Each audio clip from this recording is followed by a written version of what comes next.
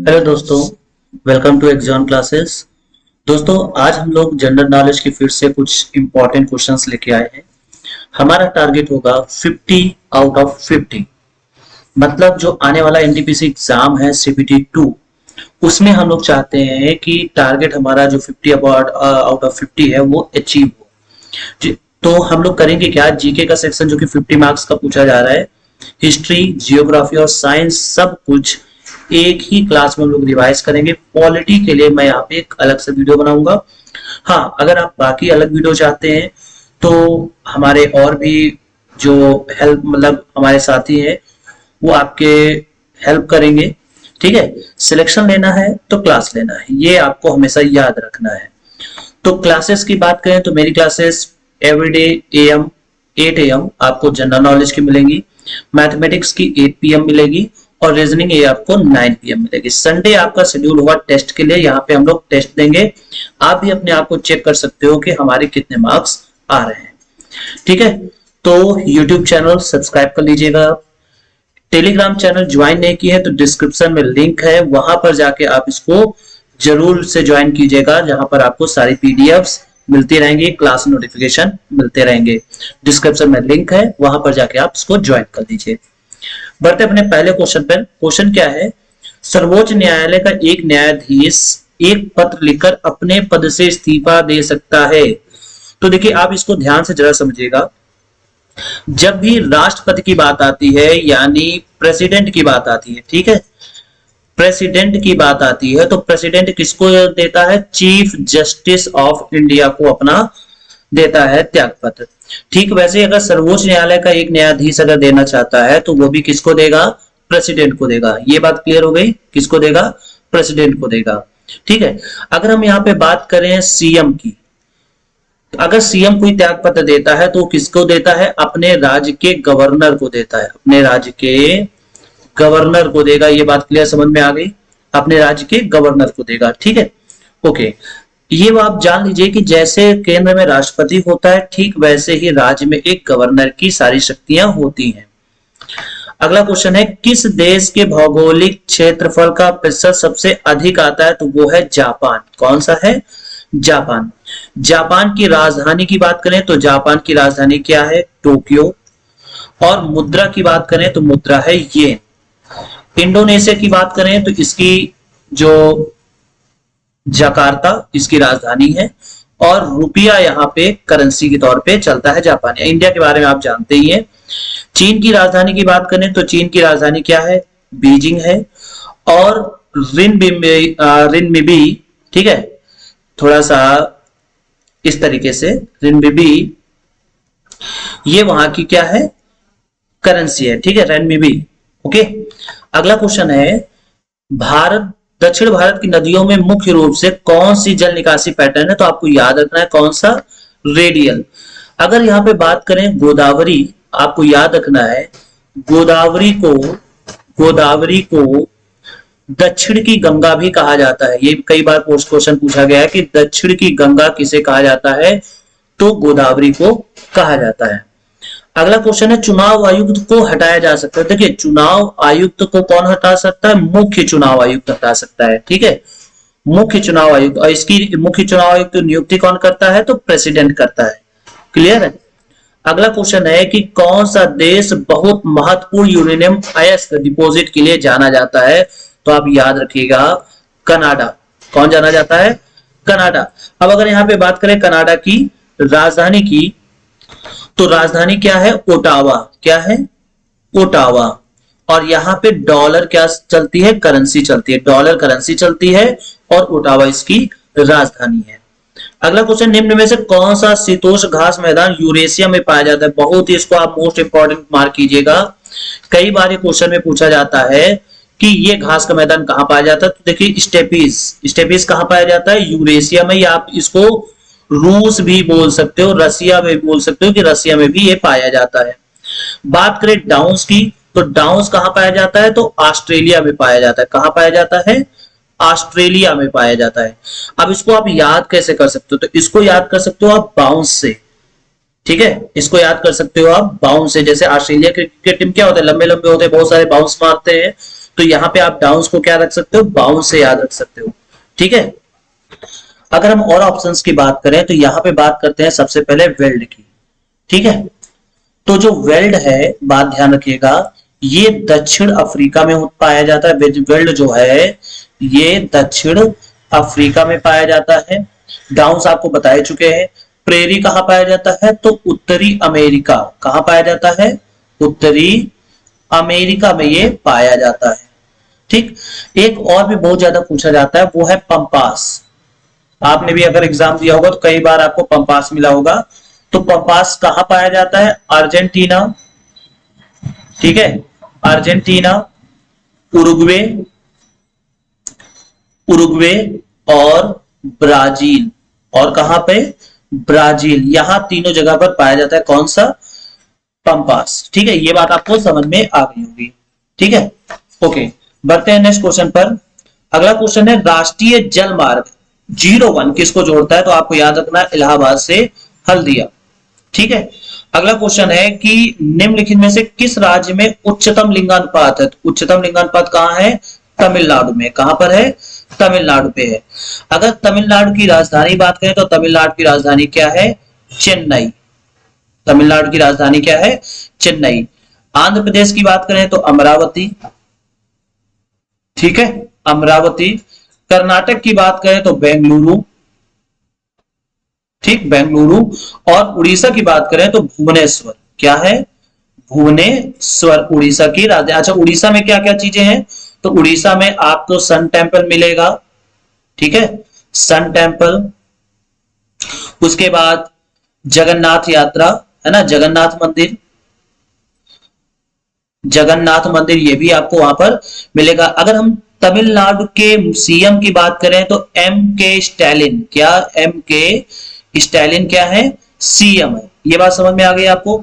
अगर यहाँ पे अगर गवर्नर की बात की जाए, गवर्नर की, तो वो है रवि। ठीक है, रविंद्र नारायण रवि। ठीक है, रविंद्र नारायण रवि, ये क्या है, वहां के गवर्नर है। आंध्र प्रदेश के गवर्नर की बात करें तो आंध्र प्रदेश के गवर्नर जो है वो है विश्वभूषण। बात याद रखिएगा, कई बार गवर्नर भी पूछा जाता है। विश्वभूषण जी कहां है, आंध्र प्रदेश के गवर्नर है। अगर हम बात करें कर्नाटक की तो थावर चंद्र गहलोत। ठीक है, थावर चंद्र गहलोत। गहलोत जी क्या है, कर्नाटक के गवर्नर है। कौन है, गवर्नर है। ठीक है, उड़ीसा के गवर्नर की बात करें तो उड़ीसा के गवर्नर है गणेशी लाल। कौन है, गणेशी लाल, ये उड़ीसा के गवर्नर है। ये सारे फैक्ट्स भी आपको साथ में याद रखने हैं। बढ़ते हैं नेक्स्ट क्वेश्चन में, निम्नलिखित में से कौन सा दक्षिण एशिया का सर्वाधिक नागरिक देश है, तो आपको जान के हैरानी होगी, अपना इंडिया है। ठीक है, अपना इंडिया है। उसके बाद कौन से दरबार, किस जहांगीर के दरबार में ब्रिटिश राजा जेम्स प्रथम का दूत था, तो वो कौन थे, विलियम हॉकिंस। आपको दो चीजें यहाँ पे याद रखनी है। पहली बात, जहांगीर के शासन में कौन आया था, विलियम हॉकिंस आए थे। दूसरी बात, पहली बार जो विलियम हॉकिंस आए थे उस समय इंग्लैंड के दूत कौन थे, तो जेम्स प्रथम थे। ठीक है, मतलब इंग्लैंड के जो राजा थे वो कौन थे, जेम्स प्रथम थे। मौर्य काल में सीता का अर्थ क्या होता है, तो आपको ये याद रखना है कि सीता एक प्रकार का कर था। क्या था, कर था, यानी ये रिवेन्यू था। ठीक है, रिवेन्यू मतलब एक प्रकार से आप कह सकते हो कि आय का जरिया था, है ना। आय थी कहां से, क्राउन लैंड। क्राउन लैंड मतलब जो राजा की जमीन होती थी। ठीक है, अगला क्वेश्चन है, गौतम बुद्ध द्वारा अपने धर्म में दीक्षा पाने वाला अंतिम व्यक्ति कौन था, तो अंतिम व्यक्ति कौन था, सुभद्रा। सुभद्रा इनका अंतिम शिष्य था। ठीक है, ये कह सकते हो कि इसके बाद इनकी मृत्यु हो गई थी। अगला क्वेश्चन है कि चीनी लेखकों, अच्छा एक क्वेश्चन इसमें और भी पूछा जाता है कि चीनी यात्री हेन सांग, ठीक, किसके शासन काल में भारत आया था, तो आपको याद रखना है हर्षवर्धन के काल में ये भारत आया था। खैर यहाँ पे इन्होंने जो चीनी यात्री होते थे, चीनी लेखक होते थे, वो भारत को किस नाम से पुकारते थे, तो युन्तु नाम से पुकारते थे। आप ये भी इसको ध्यान में रखिएगा, तो युन्तु इसका सही जवाब होगा। निम्नलिखित में से कौन सा रोग बाघ के मच्छरों, ये देखिए यहाँ पे ध्यान समझिएगा, इसको आप मत लीजिए, बाघ के मच्छर नहीं होते यहाँ पे, टाइगर मॉस्किटोज, यानी ऐसे मॉस्किटोज जो टाइगर की तरह दिखते हैं, मतलब उनका नाम मॉस्किटोज का है। तो वो कौन सा है? जापानी मस्तिष्कोप, यानी जापानी बुखार जो है वो इसकी वजह से नहीं आता है। निम्नलिखित में से कौन सा वायु प्रदूषण का जैविक संकेत है? तो इसको मोस्ट इंपॉर्टेंट मार्क कीजिए, कई बार पूछा जाता है, तो वो है लाइकेन। क्या है? लाइकेन। इसको आप मोस्ट इंपॉर्टेंट मार्क कीजिएगा, कई बार एग्जाम में पूछा गया कि वातावरण में जब प्रदूषण बढ़ता है तो इनमें से कौन सी चीज ऐसी है जो सूचना देती है? तो वो है लाइकेन। अगला क्वेश्चन है, निम्नलिखित में से कौन सा वायु प्रदूषण रक्त प्रवाह को प्रभावित करता है जिससे मृत्यु तक हो सकती है? तो कार्बन मोनोऑक्साइड, जिसका फार्मूला होता है CO। ठीक है, सीओ क्या करता है? ब्लड में घुल करके उसकी हीमोग्लोबिन प्रॉपर्टी को कम करता है। ठीक है, इसको आप स्लो पॉइजन भी बोल सकते हैं। अगला क्वेश्चन है कि निम्नलिखित में से सबसे स्थिर पारिस्थितिकी तंत्र कौन सा? तो जब भी आपसे पारिस्थितिकी तंत्र की बात करें तो आप हमेशा वाटर बॉडी लेंगे। कौन सा बॉडी लेंगे? वाटर बॉडी लेंगे, यानी कोई जो जल वाली चीज होगी उसी को आप लेंगे।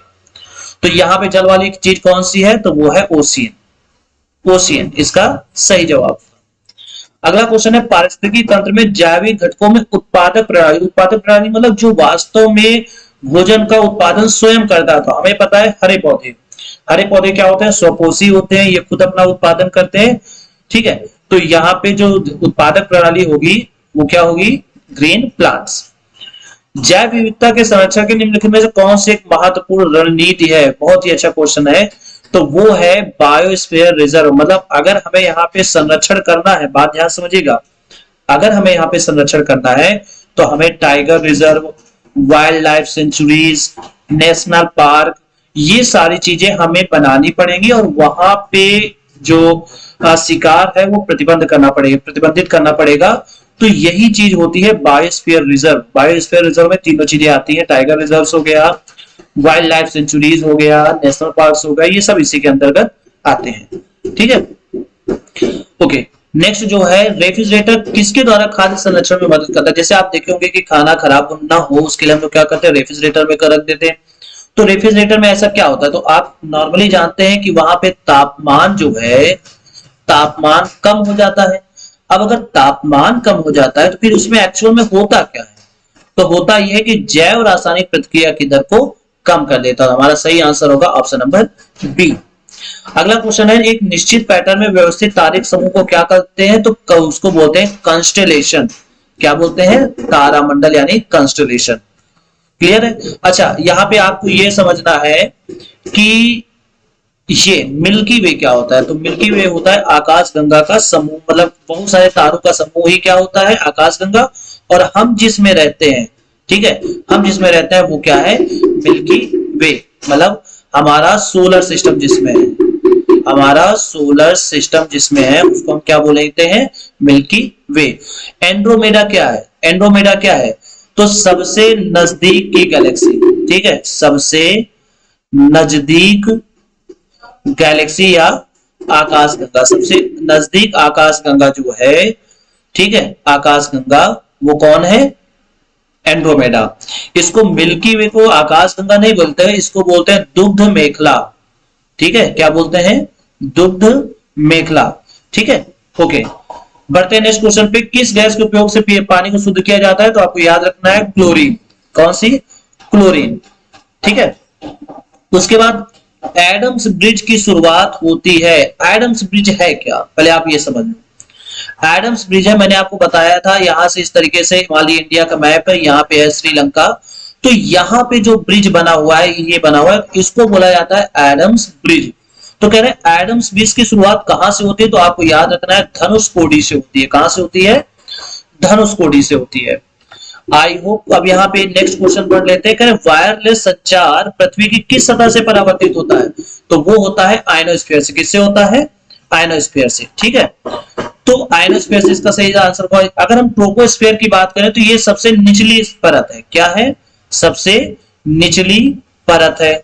ठीक, स्ट्रेटोस्फीयर की बात करें तो इस चीज को बोला जाता है समताप मंडल, और यहीं पे वायुयान उड़ते हैं, वायुयान यहीं पर उड़ते हैं। ठीक है, अगला है उत्तर प्रदेश में बक्सर जनजाति कहाँ पाई जाती है? तो बक्सा से याद रखना है आपको बिजनौर, बिजनौर का बक्सा भाई बहुत फेमस है। तो बिजनौर कहाँ पे है? उत्तर प्रदेश में। तो उत्तर प्रदेश में जो बक्सा जनजाति है वो कहाँ पर रहती है? बिजनौर में रहती है। So thanks for watching. Video अच्छा लगा हो तो दोस्तों साथ शेयर जरूर कीजिएगा।